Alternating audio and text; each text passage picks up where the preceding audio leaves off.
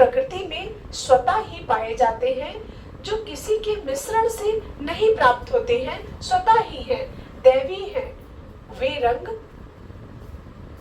प्राकृतिक रंग या प्राथमिक रंग या मूल रंग कहलाते हैं।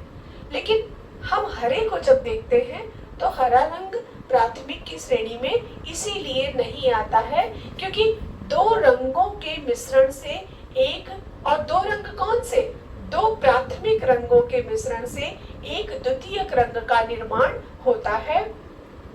इसलिए हरा रंग हमारे प्राथमिक कलरों की श्रेणी में नहीं आता है। अब हरा रंग किससे बनता है? हरा रंग नीला और पीला दो रंगों के मिश्रण से बन रहा है, और नीला आप देखेंगे यह भी प्राथमिक है, और पीला देखेंगे यह भी प्राथमिक है। तो नीला पीला इज इक्वल टू हरा। इसलिए हरा रंग हमारे प्राथमिक रंगों की श्रेणी में नहीं आता है। लेकिन वही मनोविज्ञान मानता है, मनोवैज्ञानिक मानते हैं कि हरा रंग भी प्राथमिक रंग के अंतर्गत आता है। कभी भी प्रश्न आए, पूछा जाए कि प्राथमिक रंग कितने हैं, आप कहेंगे 3 हैं। मनोविज्ञान के आधार पर प्राथमिक रंग कितने हैं, आप कहेंगे 4 हैं। मनोविज्ञान के आधार पर प्राथमिक रंगों में कौन सा रंग जोड़ दिया गया है, तो हरा रंग जोड़ दिया गया है। कुछ इस तरीके से आपको ये समझना है। आगे बढ़ते हैं और बात करते हैं कि जर्मन के वैज्ञानिक जो थे ओस्टवाल्ड, इनके अनुसार रंग क्या है। इन्होंने अपना एक आदर्श चक्र प्रस्तुत किया था जिसमें रंगों की कुल संख्या इन्होंने कितनी मानी है। तो जर्मन विद्वान ओस्टवाल्ड के अनुसार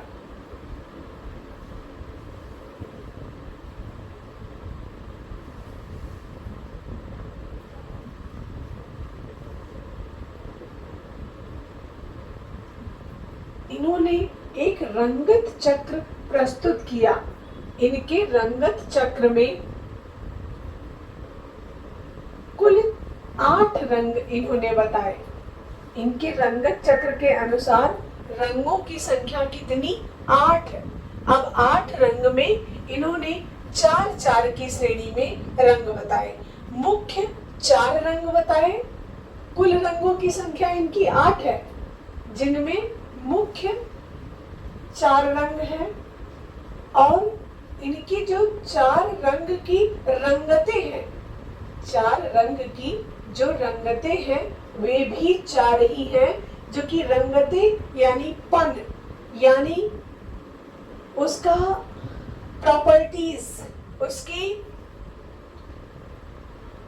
प्रॉपर्टीज या उसकी कह सकते हैं कि प्रकृति, या उसकी रंग की प्रकृति, कैसा रंग है, गुलाबी, पीला, नीला, इस तरीके से। तो इन्होंने कुल जो रंग थे वे मुख्य 4 माने, और रंगतें कितनी मानी, 4 मानी, और 4-4 कितने हो गए, 8। लेकिन इन्होंने रंगतों की संख्या 24 मानी है।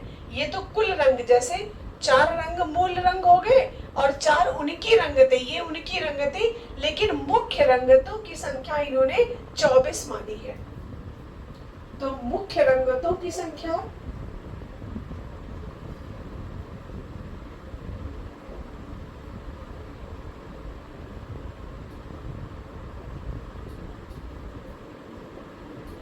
24। ये जो 8 रंग है ये ओस्टवाल्ड ने प्राथमिक रंग में रखा, फिर उसकी रंगतों को 4 बताया। इस तरीके से कुल रंग 8 हुए और मुख्य रंगतों की संख्या कितनी हुई, 24 हुई। अब उसी में बताया गया है कि प्रकाश के रंग अलग होते हैं। अब ये प्रकाश के गुण क्या है, प्रकाश के रंग क्या है, तो प्रकाश के रंग 3 हैं। प्रकाश के रंग कितने हैं, 3 हैं, और उन्हीं 3 में, प्रकाश के रंगों में 3 में हरा, लाल, बैंगनी, हरा, लाल, बैंगनी, या फिर कहीं कहीं नीला भी मिलता है। हरा, लाल, बैंगनी या कहीं कहीं नीला भी मिलता है बैंगनी की जगह पे। अब तटस्थ रंगों की बात करेंगे। ये तटस्थ रंग क्या है और कैसे रंग है ये? तटस्थ रंग, इन्हें उदासीन कलर बोलते हैं। उदासीन रंग, ये तटस्थ रंग है जो ये उदासीन रंग है। और इन उदासीन रंगों में ये 3 रंग है तटस्थ रंग, काला, सफेद और ग्रे। ये ग्रे वाला जो है ना, ये काले और सफेद के मिश्रण से ही बन रहा है। तो 3 उदासीन या न्यूट्रल या तटस्थ रंग हैं, जिनमें काला, सफेद और ग्रे, ये 3 उदासीन रंग हैं। ये ऐसे रंग हैं जो किसी के साथ में भी रह सकते हैं। अगर लाल के साथ में मिला देंगे तो ये लाल में मिल जाएंगे, अगर काले के साथ किसी रंग को मिला देंगे तो उसको ये डाउन कर देंगे। तो ये सबके साथ रह लेते हैं, लेकिन जो प्राथमिक रंग है जो ईश्वर ने बनाए हैं वो सबके साथ तो नहीं रहते हैं, लेकिन इतना वो करते हैं कि उन्हीं रंगों से, प्रकृति के मात्र 3 रंगों से ही हजारों रंग का निर्माण हुआ है। प्रकृति के मात्र 3 रंग, आज हजारों की संख्या में रंगों का निर्माण हो चुका है। और मिला लेने से, जैसे लाल पीला मिला लिया, थोड़ा सा गुलाबी नीला मिला लिया, धानी बैगनी मिला लिया, तो इसे कितने रंग बन सकते हैं। तो ये मात्र 3 रंग है मुख्य, इन्हीं के रंगों के मिश्रण से कई रंग बनाए जा सकते हैं। अब हम जानेंगे ये गर्म रंग कौन से हैं और ठंडे रंग कौन से हैं। इतना देख लें, फिर हम इरेज करके आगे बढ़े।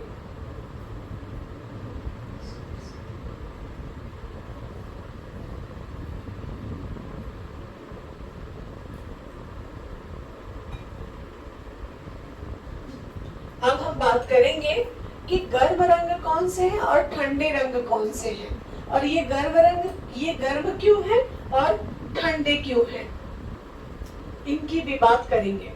क्योंकि अभी 2011 की परीक्षा में ये पूछा गया कि ठंडे रंग निम्नलिखित में से कौन है और कौन नहीं है, गर्म रंग निम्नलिखित में से कौन है कौन नहीं है।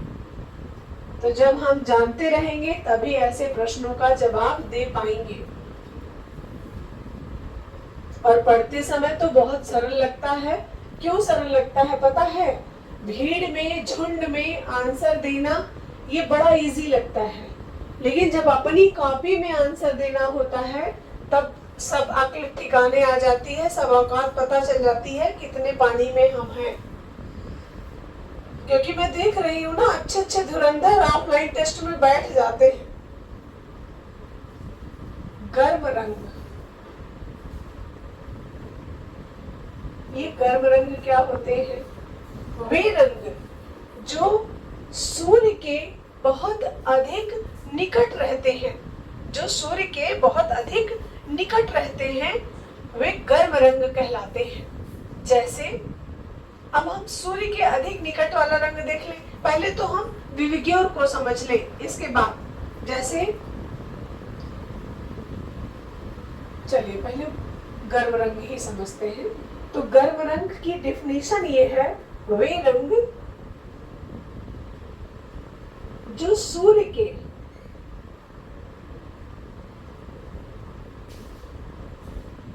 अधिक निकट होते हैं।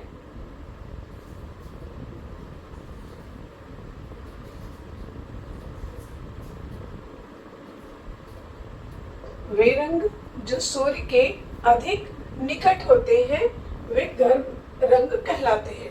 अब गर्म रंग में कौन कौन से रंग आते हैं ये जान लीजिए। तो पहले आएगा लाल, फिर आएगा नारंगी और फिर आएगा पीला। लाल, पीला, नारंगी या लाल, नारंगी, पीला, ये रंग बहुत ही आकर्षक रंग होते हैं। ये रंग बहुत ही आकर्षण होते हैं, आकर्षक होते हैं।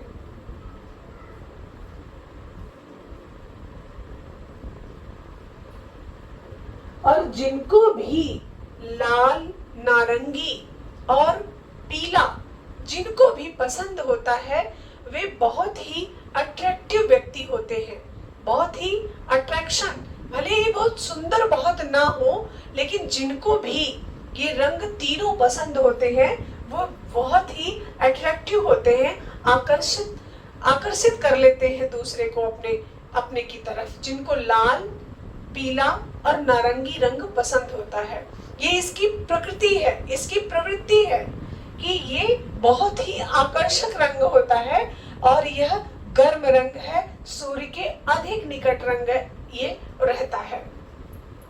और इसकी जो तरंग दैर्घ्य है वो बहुत ज्यादा होती है, इसीलिए अट्रैक्टिव होते हैं ये रंग। इन रंगों की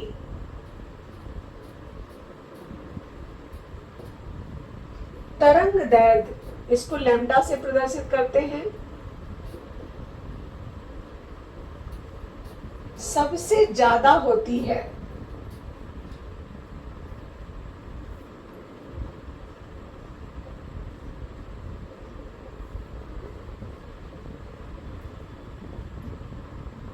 जब तरंग दैर्घ्य ज्यादा हुई, जब तरंग दैर्घ्य अधिक हुई तो कंपन गति कम हो गई।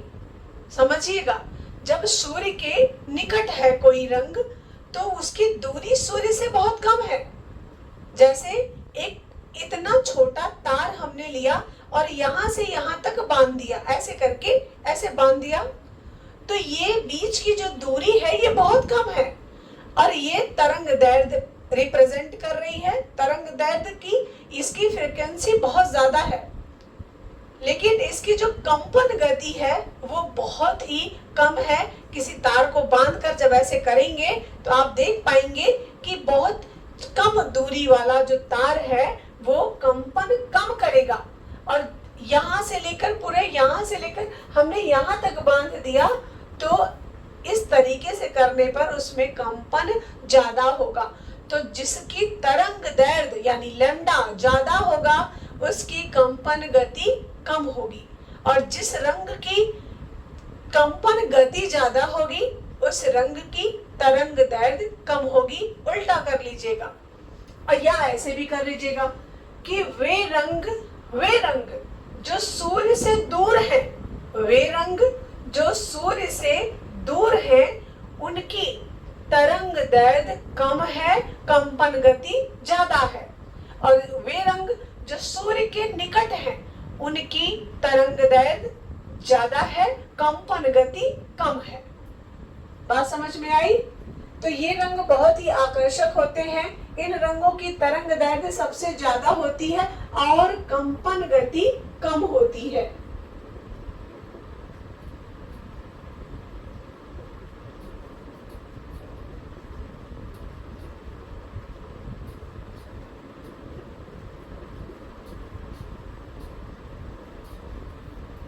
और ये रंग आंखों में थकान ले आते हैं। ये जो गर्म रंग है ना, ये आंखों में थकान ले आते हैं। आंखों में थकान महसूस होती है इन रंगों को देखने के बाद। क्यों आंखों में थकान महसूस होती है? भाई इतने गर्म है, इसलिए इनको देखने पर आंखों को बिल्कुल सुकून नहीं मिलता है, अच्छा नहीं लगता है। और ये गर्मी खुद इतनी, इनकी प्रॉपर्टी खुद इतनी गर्म है कि ये गर्मी में बर्दाश्त ही नहीं होते हैं। जाड़े में जब मौसम बहुत ठंडा होता है तब ये रंग अच्छे लगते हैं। तो ये जाड़े वाले रंग हैं, गर्मी वाले रंग नहीं है। चुभने वाले हैं बिल्कुल, लेकिन ये सिर्फ गर्मी, क्योंकि इनकी प्रॉपर्टी है, इनकी एक आदत है कि ये गर्म है। इनको देखकर अच्छा महसूस तो होता है, इनको देखकर प्रसन्नता तो आती है, लेकिन आंखों को प्रसन्नता नहीं मिलती है, आंखों में चुभते हैं। और ये रंग अग्रगामी होते हैं।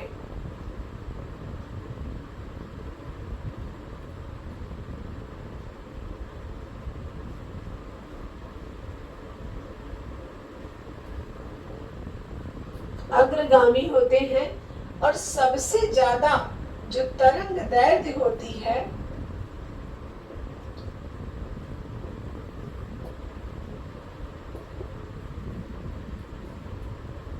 लाल रंग की होती है। और सूर्य के अधिक निकट कौन सा रंग है? लाल। और सूर्य के सबसे दूर कौन सा रंग है? बैंगनी। तो बैंगनी रंग की तरंग दैर्ध्य सबसे कम होगी और कंपन गति सबसे अधिक होगी। तो सबसे ज्यादा तरंग दैर्ध्य किसकी? लाल की। और सबसे ज्यादा कंपन गति किसकी?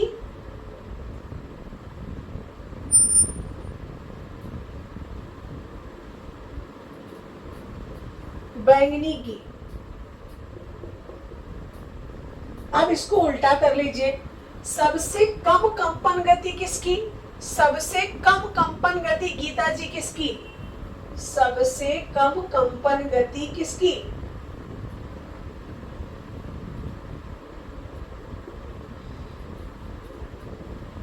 सबसे कम कंपन गति मैं पूछ रही हूँ, बिल्कुल लाल की। सबसे कम कंपन गति किसकी? लाल की। और सबसे ज्यादा कंपन गति किसकी? बैंगनी की। और सबसे कम तरंग दैर्ध्य किसकी? सबसे कम तरंग दैर्ध्य, सबसे कम तरंग दैर्ध्य किसकी है? बताएं। बैंगनी की, बिल्कुल। सबसे कम तरंग दैर्ध्य बैंगनी की होती है। अच्छा, मान लीजिए ऑप्शन में यदि बैंगनी ना हो तब क्या करेंगे? अगर मान लीजिए सुधा राजपूत जी ऑप्शन में यदि बैंगनी ना ही हो तब क्या करेंगे? नीला कर देंगे। बिल्कुल, बहुत बढ़िया। इतने राजा हो आप लोग कि तुरंत हम नीला कर देंगे। याद रखिएगा, यदि बैंगनी ऑप्शन में नहीं है तो हम आंसर में सबसे कम तरंग दैर्ध्य के लिए ब्लू करेंगे। अब वो क्यों करेंगे अभी हम समझेंगे। यहाँ पे इतना देख लें फिर आगे बढ़े। अब हम वो करेंगे क्यों ये भी समझिए।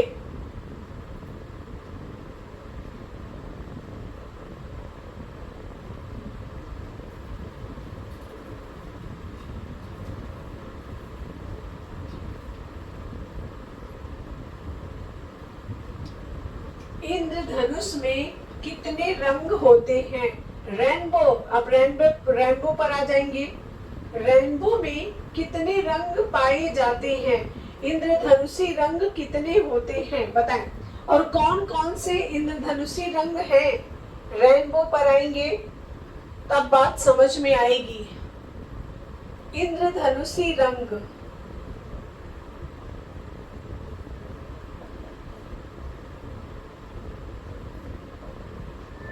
इंद्रधनुषी रंग कितने हैं? 7 है। बिल्कुल 7 है इंद्रधनुषी रंग। और इसको हमने कुछ इस तरीके से आपको बता रखा है, बैनी आह पी ना ला करके आपको लर्न करने को कहा है। ठीक, अब बात करें, ये बैंगनी हो गया तो इंद्रधनुषी रंगों में जो पहला रंग है वो क्या हो गया? बैंगनी। फिर दूसरा रंग हो गया नीला। और तीसरा रंग हो गया आसमानी। और चौथा रंग हो गया हरा। और पांचवा रंग हो गया पीला। और ना हो गया, छठवां रंग हो गया नारंगी। और 7वां रंग हो गया लाल। अब ये सूर्य इधर है, सूर्य यहाँ पर है, तो सूर्य के निकट कौन सा रंग हुआ? लाल हुआ। इसलिए लाल वाला रंग जो है वो ज्यादा गर्म है। और सूर्य से बहुत दूर कौन सा रंग हुआ? तो बैंगनी। सूर्य से बहुत दूर कौन सा रंग हुआ? बैंगनी। तो बैंगनी वाला कम गर्म है, यानी ठंडा रंग है। ठीक। अब थोड़ा सा एक बात और समझ लेंगे। जैसे प्रश्न बना, निम्नलिखित में से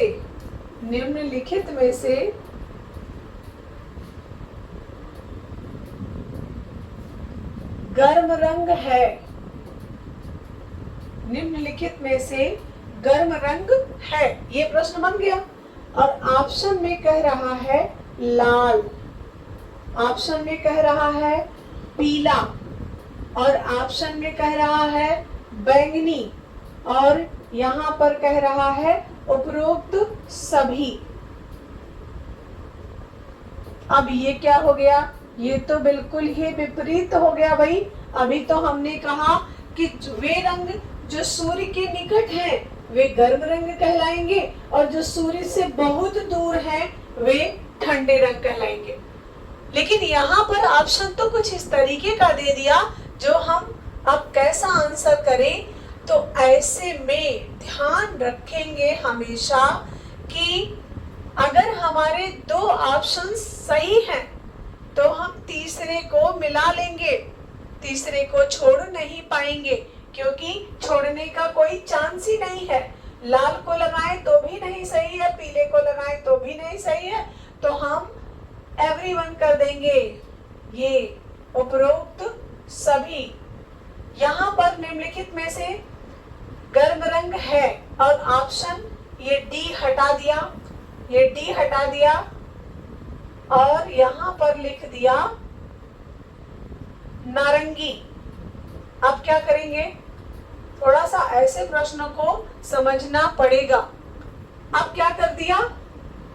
अब हम गर्म रंग है ये जान रहे हैं कि पीला भी है गर्म, नारंगी भी है गर्म, लेकिन हम तीनों चारों में जान रहे हैं कि सबसे ज्यादा गर्म रंग लाल है, तो हम लाल को टिक कर लेंगे।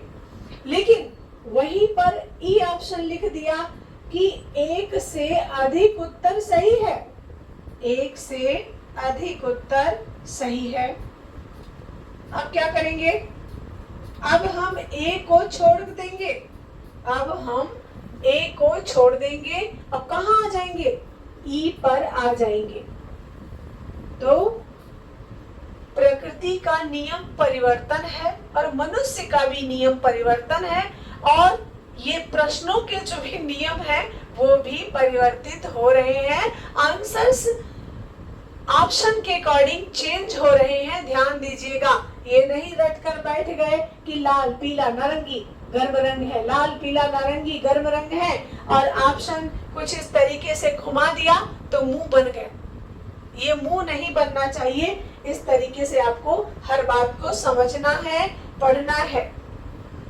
अब हम शीतल वर्ण पर आते हैं। तो ये बात क्लियर हो गई होगी कि इंद्रधनुषी रंगों की संख्या 7 है, जिनमें पै नी आह पी नाला है। और उसमें भी ये भी प्रश्न आता है कि इंद्रधनुषी रंगों में तीसरे स्थान पर कौन सा रंग आता है? तीसरे स्थान पर कौन सा रंग आता है? अब देखो तो क्या करेंगे? कौन सा रंग आता है? अब हम इधर से जोड़ें या इधर से जोड़ें? हरिओम जी, हमें किधर से जोड़ना चाहिए? इधर से जोड़ेंगे या इधर से जोड़ेंगे? बताइए, लाल वाले साइड से या बैंगनी वाले साइड से? अरे दादा, मैं ये पूछ रही हूँ कि किधर से जोड़ूं? लाल वाले से जोड़ूं या बैंगनी से जोड़ूं? आगे से तो कौन सा?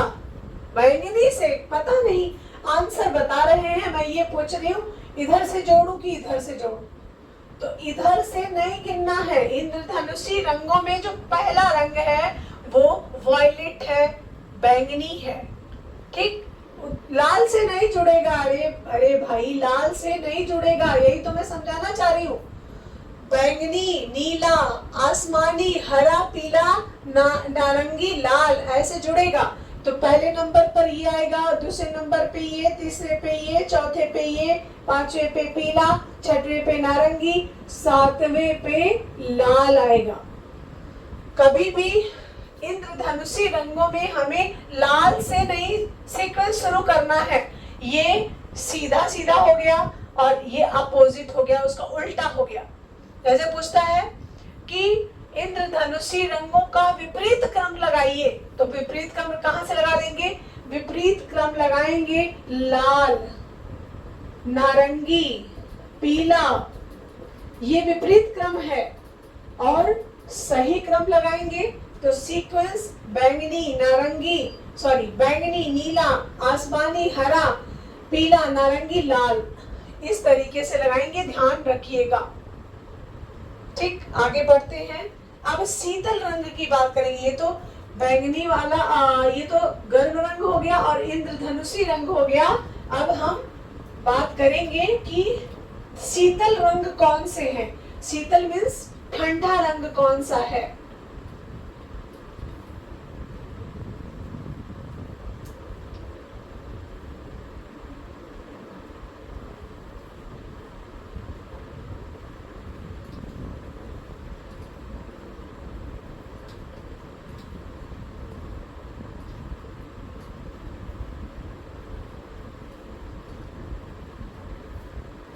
अब शीतल रंग की बात करते हैं। शीतल, शीतल का मतलब ही है ठंडा।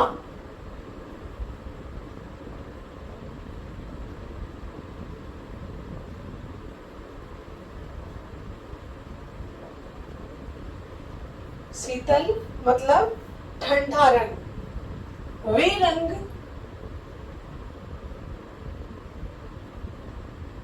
जो सूर्य से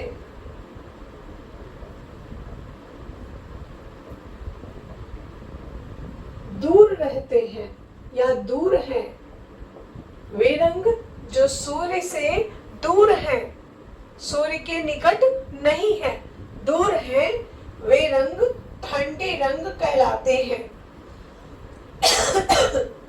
ठंडे रंगों की कंपन गति ज्यादा होती है।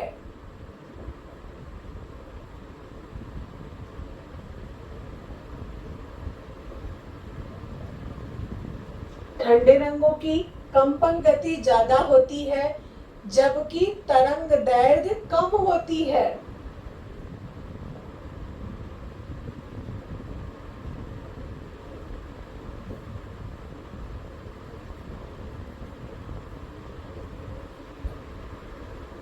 जबकि तरंग दैर्घ्य कम होती है। ये रंग दूरी दर्शाते हैं, दूरी को। नजदीकी इन रंगों में नहीं होती है। ये रंग दूरी को रिप्रेजेंट करते हैं। जैसे अगर किसी को ब्लू कलर पसंद है, नीला रंग पसंद है, वो सबसे दूरी रखता है। भले ही नीला रंग ईमानदारी का प्रतीक है, लेकिन वह दूरी बहुत मेंटेन करता है, रिश्तों में बहुत दूरी रखता है। जिस व्यक्ति को नीला रंग अधिक पसंद होता है, वह दूरी रखता है लोगों से। तो इसका जो शीतल वर्ण है, इसका कार्य ही है दूरी को दर्शाना। और ऐसे रंगों में हरा, नीला और बैंगनी, ये रंग है। हरा, नीला और बैंगनी, ये शीतल रंग हैं, ठंडे रंग हैं। ये आंखों को शीतलता प्रदान करते हैं, आंखों को सुकून देते हैं ये रंग। तो ये थे आपके ठंडे रंग और गर्म रंग। बात समझ में आई सबके? ये रंग जब वो अग्रगामी था, तो ये शीतल वर्ण पृष्ठगामी होगा। पृष्ठगामी। अब रंग के गुण की बात करेंगे। रंग के गुण मुख्यतः 3 होते हैं।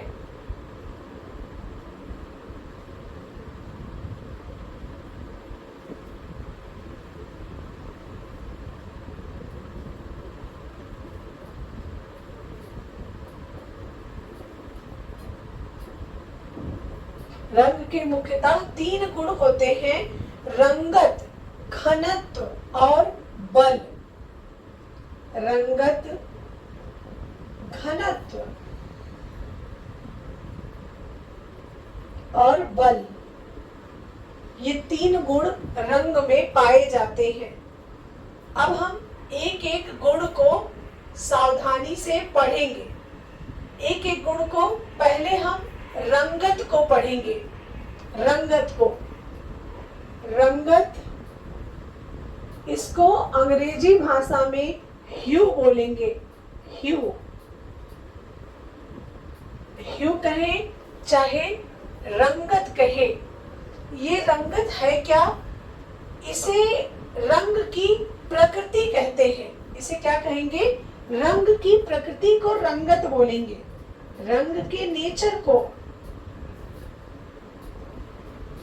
रंग की प्रकृति को रंगत कहते हैं।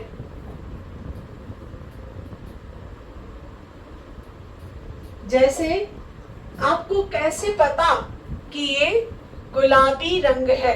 उसकी प्रकृति बता रही है। जैसे कोई बहुत अच्छा व्यक्ति है, उसको देखकर, उसके रंग को देखकर आप नहीं जान सकते। उसकी प्रकृति को, उसके प्रकृति मीन्स अगर मनुष्य की बात हम करें तो उसके संस्कारों को देखकर हम जान पाएंगे कि ये अच्छा है कि नहीं है। तो ऐसे ही रंग की प्रकृति को हम रंगत कहते हैं। जैसे पीलापन है, लालपन है, नीलापन है, ये क्या है? यह रंगत है, रंग की प्रकृति है जिसे हम रंगत कहते हैं। तो यह लालपन, ये जो पन लगा हुआ है, यही ह्यू है, यही रंगत है। आगे बात करेंगे घनत्व की। ये घनत्व क्या होता है, इसकी बात कर लेते हैं। घनत्व रंग की शुद्धता को दर्शाता है। कौन सा रंग कितना शुद्ध है, यह घनत्व से ही पता चलता है। और जिस रंग का घनत्व ज्यादा होगा उसकी आभा बहुत अच्छी होगी। तो इसको जो रंगत का घनत्व है, इसको आभा भी कहते हैं। तो इसको घनत्व कहें, रंगत दूसरा नंबर घनत्व, रंग के गुण में दूसरा घनत्व। इसी घनत्व को क्रोमा, सैचुरेशन,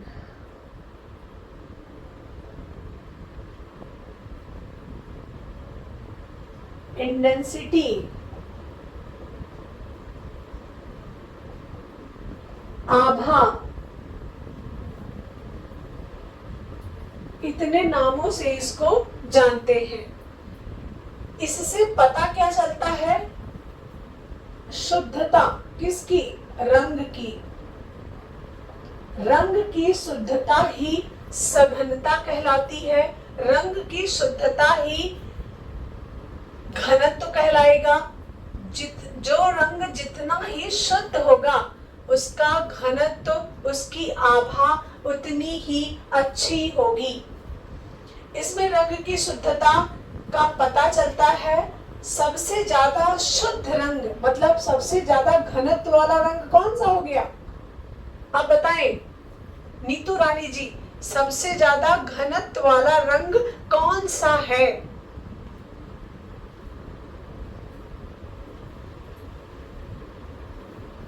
सबसे ज्यादा घनत्व लाल, अनुराधा वर्मा, बहुत बढ़िया। सबसे ज्यादा घनत्व वाला रंग लाल है।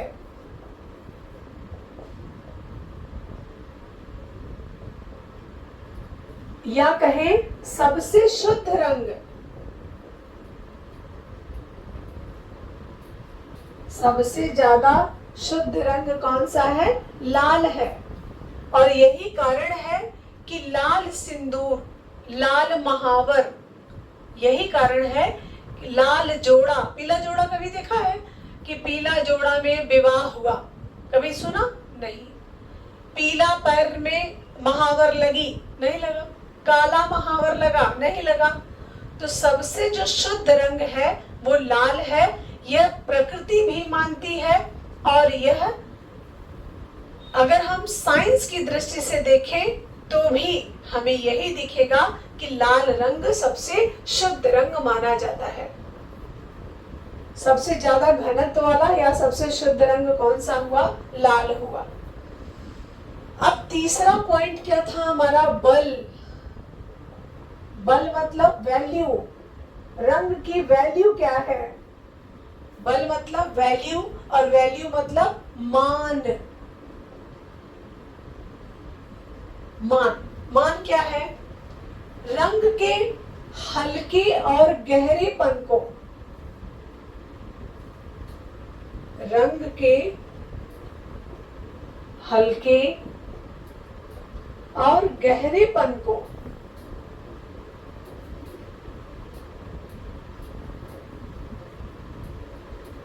मान कहते हैं। रंग के हल्के और गहरेपन को मान कहते हैं। अब ये इसका क्या मतलब हुआ? रंग का हल्कापन और गहरापन।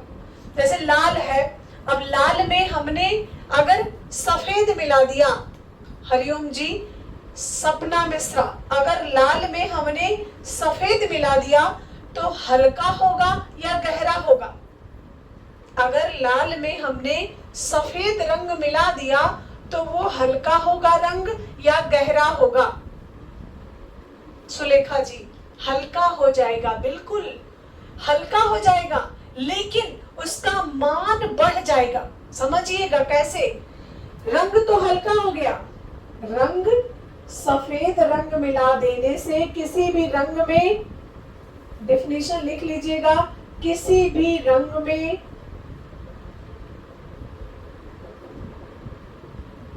सफेद रंग मिला देने से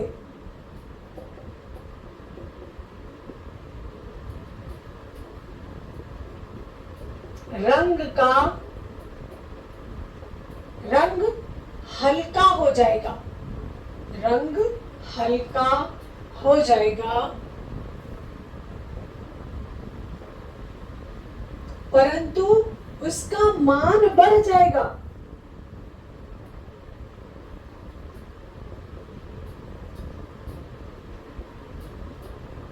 जैसे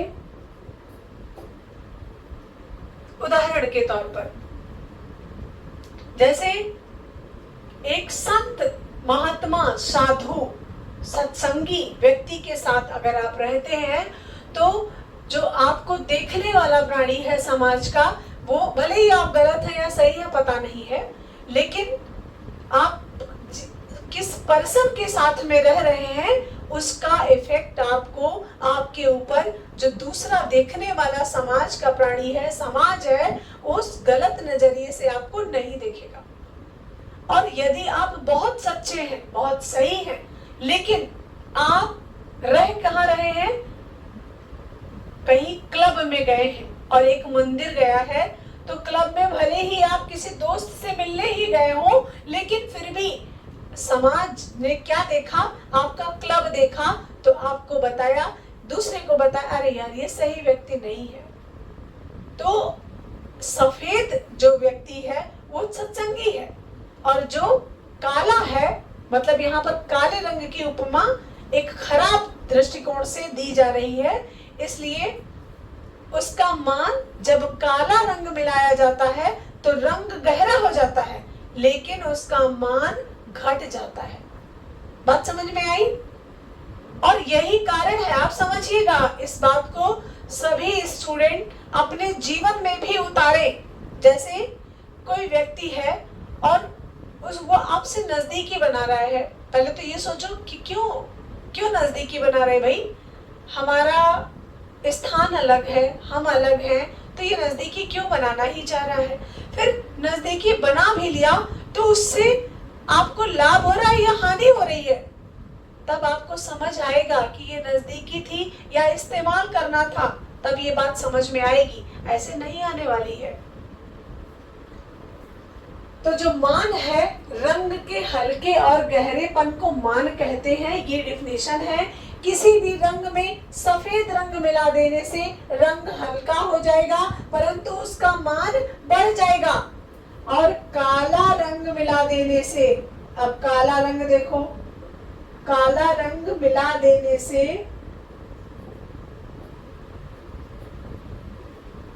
रंग तो गहरा हो गया, रंग गहरा हुआ परंतु मान घट गया, परंतु मान क्या हो गया, घट गया। तो काला रंग मिलाएंगे तो रंग गहरा होगा लेकिन मान घट जाएगा। आप किसी भी स्मोकिंग करने वाले व्यक्ति के साथ रहते हैं, किसी भी गंदे व्यक्ति के साथ रहते हैं, तो उसका तो प्रभाव आपके जीवन पर पड़ेगा ही ना। तंबाकू खा रहे हैं, आप भी खाएंगे, अरे ले लो भैया, ऐसे खाए के तो देखा, बहुत अच्छा लगा था, तो आपकी भी आदत पड़ेगी। और यदि आप तंबाकू खाने वाले व्यक्ति के साथ नहीं रहते हैं तो वो आदत में आपके अगर है भी ना, वो छूट जाएगा। अगर मान लीजिए आदत खराब भी है तो वो छूट जाएगी क्योंकि अगला व्यक्ति नहीं खा रहा है। आप एक बहुत बड़े ड्रिंकर के साथ रहिए, देखिए 10 दिन में ना सीख जाइए तो बताइएगा, सीख जाएंगे पक्का है। क्योंकि हम जिस समाज में रहते हैं, जिस एटमॉस्फेयर में रहते हैं, जिस वातावरण में रहते हैं, उसका हमारे जीवन पर बहुत बड़ा इफेक्ट पड़ता है, बहुत बड़ा प्रभाव पड़ता है। इसीलिए संगत हमेशा अच्छी होनी चाहिए। संगत धर्म और जाति के नाम पर संगत नहीं होती है, संगत व्यक्ति के नाम पर करनी चाहिए। अच्छा व्यक्ति, बुरा व्यक्ति, संगत हमेशा अच्छे की करिए। अच्छा व्यक्ति जो अच्छी विचारधारा को हो वो अच्छा है। ऐसा नहीं है कि बड़ा छोटा ऊंच नीच, कुछ नहीं। संगत अच्छे व्यक्ति की करिए। देखिए आपने देखा होगा गांव में जब महिलाएं पढ़ने लगती हैं तो जो अनपढ़ है, पढ़ी लिखी नहीं है, वो आएंगी कहेंगी, अरे पढ़ा तो हो, पढ़ के का कह लेबू, वो तो ना ही कुछ कह पाई, तू का कह लेबू। तो वो डोमिनेट, नीचा दिखाएंगी, गिराएंगी, क्योंकि वो जानती है हम तो पढ़े ना ही, इनका क्या पढ़े दे। लेकिन अगर आप अच्छे संगत में रहते हैं, क्योंकि ये सब चीजें मेरे साथ हो चुकी है, इसलिए मैं आपको बता रही हूँ। और आप एक अच्छे संस्कृति सभ्यता के साथ रहने वाले परिवार के साथ यदि रहते हैं तो निश्चित रूप से आपको हर बात में यही बताएगा कि यार ऐसा करते तो इस परीक्षा को निकाल लेते, ऐसा करते तो उस परीक्षा को निकाल लेते, अपने बेटी को ये करा देते, अपने बेटे को वो करा देते, आपको ये ज्ञान देगा। और जब गलत संगत के व्यक्ति के साथ रहोगे ना तो आपको पूरा मिट्टी में मिला देगा। अपना तो मिट्टी में मिला ही है, दूसरे को भी मिला देगा। इसलिए हमेशा अच्छी संगत में रहना। भाई गांव से शहर को पलायन पढ़ने के लिए क्यों हो रहा है? इसीलिए हो रहा है। और अब शहर में भी जो घर में स्टूडेंट रहकर पढ़ता था, अब वो पलायन लाइब्रेरी की तरफ बढ़ रहा है। क्यों बढ़ रहा है? इसीलिए बढ़ रहा है कि घर में है चट्ठो लड़का आएगा, अब अरे यार पढ़ा था, चला टीवी देखी। लेकिन अब वो चीज लाइब्रेरी में अंदर जा रही है कि इसलिए जा रही है कि रिजर्व रह सके, हम वहां पर देखें कि कौन स्टूडेंट पढ़ रहा है, कौन नहीं पढ़ रहा है, और हमारा भी पढ़ने का मन करेगा। जैसे जब तक इंसान एक छोटे से 10 बाई 10 के कमरे में रहता है तब तक वो यही समझता है कि हमसे बेस्ट कोई नहीं। आप बहुत अच्छी जगह रहते हैं, और जब निकलकर समाज में आता है, बीच में रहता है, तब उसको समझ में आता है अरे नहीं, हमसे भी बड़े लोग हैं यहाँ पे, हमसे भी ज्यादा समझदार लोग हैं यहाँ पे, हमसे ज्यादा पैसे वाले, बुद्धिमान, हमसे ज्यादा अच्छी सर्विस करने वाले लोग हैं। और जब हम इतने जगह हम रह गए तो हम अपने इनके सबसे सुपर समझेंगे। तो इसलिए माहौल का हमारे जीवन पर बहुत बड़ा इफेक्ट पड़ता है। ऐसे ही ये रंग भी है, रंग हमारे ही जीवन का एक हिस्सा है, और ये हमें यही प्रेरणा दे रहे हैं कि हमेशा हमें सफेद रंग वाले व्यक्ति के साथ रहना चाहिए, हमेशा हमें अच्छे विचारधारा वाले व्यक्ति के साथ रहना चाहिए। घटिया विचारधारा वाले अपना तो खुद परेशान होंगे, दूसरे को भी गर्त में डाल देंगे। तो ये था रंगत, घनत्व, बल। तो बल का मतलब समझे आप, वैल्यू या मान। अब हम एक वर्णी रंग योजना और बहुवर्णी रंग योजना की बात करेंगे।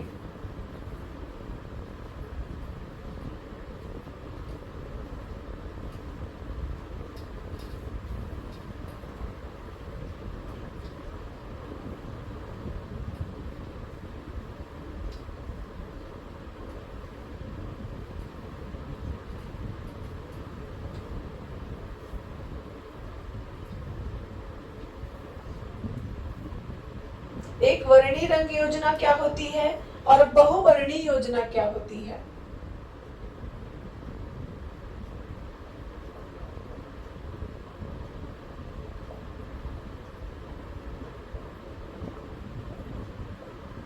एक वर्णी रंग योजना का अर्थ है मोनोक्रोम, एक ही रंग के द्वारा संपूर्ण चित्र को बना देना मोनोक्रोम कहलाता है।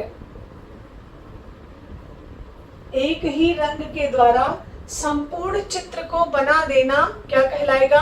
मोनोक्रोम कहलाएगा, एक वर्णी रंग योजना कहलाएगी। शून्य वर्ण क्या है? ये बड़ा कंफ्यूजन करता है कि शून्य वर्ण रंग योजना क्या है। बताइएगा पूनम चौरसिया जी, शून्य वर्ण रंग योजना क्या है?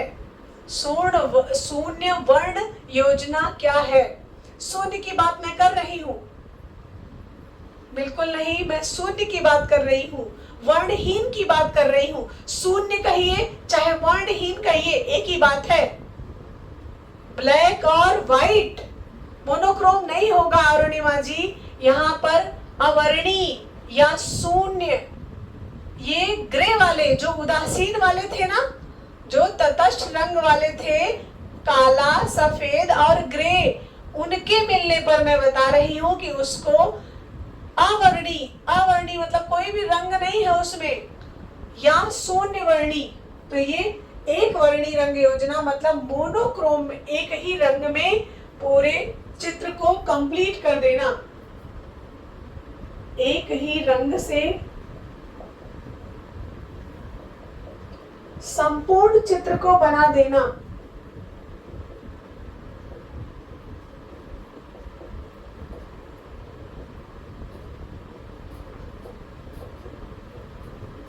ये क्या कहलाएगा? एक वर्णी रंग योजना कहलाएगा।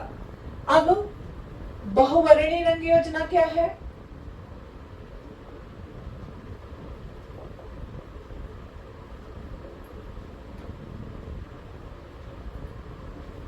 बहुवर्णी मतलब पॉलीक्रोम। बहुवर्णी मतलब पॉलीक्रोम। पॉलीक्रोम में क्या है?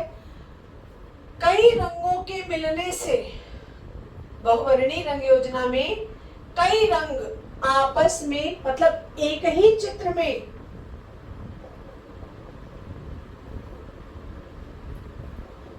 कई रंग एक साथ लगाना,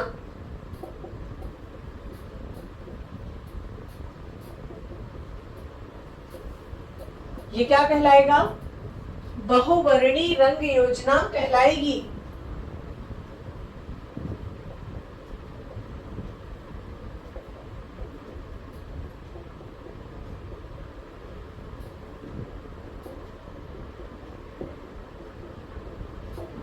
ये, और इसको अगर हम कहें तो क्या कह सकते हैं? खडांग में इसका जिक्र क्या आया है? बताएं, खडांग में इसका क्या जिक्र आया है? किस नाम से इसको कहा गया है? भारतीय कला पॉलीक्रोम है, बिल्कुल है। एक वर्णी रंग योजना हमारे भारत की विशेषता नहीं है, बहुवर्णी रंग योजना हमारे भारत की विशेषता है। तो इसको क्या कहेंगे? खडांग में वर्णिका भंग, विविध रंगों की तुलिका का प्रयोग वर्णिका भंग कहलाएगा। तो हमारी, इसीलिए मैंने कहा ना कि बहुवर्णी रंग योजना भारतीयता की देन है। भारतीय कला में पॉलीक्रोम का यूज ज्यादा किया जाता है। क्यों किया जाता है? क्योंकि इसी को कहते हैं लावण्य योजना। और इसका जो डेफिनेशन है वो विविध प्रकार की रंगों का एक जगह समायोजन करना ही बहुवर्णीय रंग योजना कहलाता है। और वर्ण शून्यता क्या होता है? वर्ण शून्यता, जो चित्र काले व सफेद व ग्रे, काले, सफेद या ग्रे रंग से बनाए जाते हैं वे स्वर्ण शून्यता के अंतर्गत आते हैं।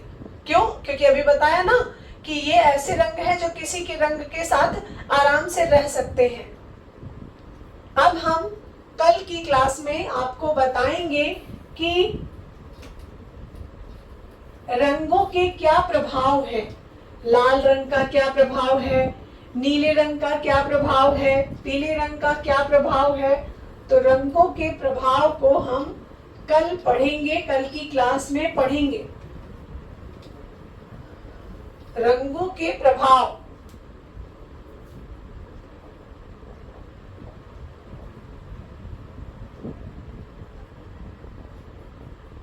कला के तत्वों में सबसे बड़ा टॉपिक यही है रंग। और रंग को हम समझे कि प्राथमिक और द्वितीयक और तृतीयक, फिर रंग मनोवैज्ञानिक रंग, फिर उदासीन रंग, फिर शीतल रंग, गर्म रंग, फिर रंगों के प्रभाव। Thank you so much. सभी को नमस्ते, सभी को गुड नाइट, राधे राधे।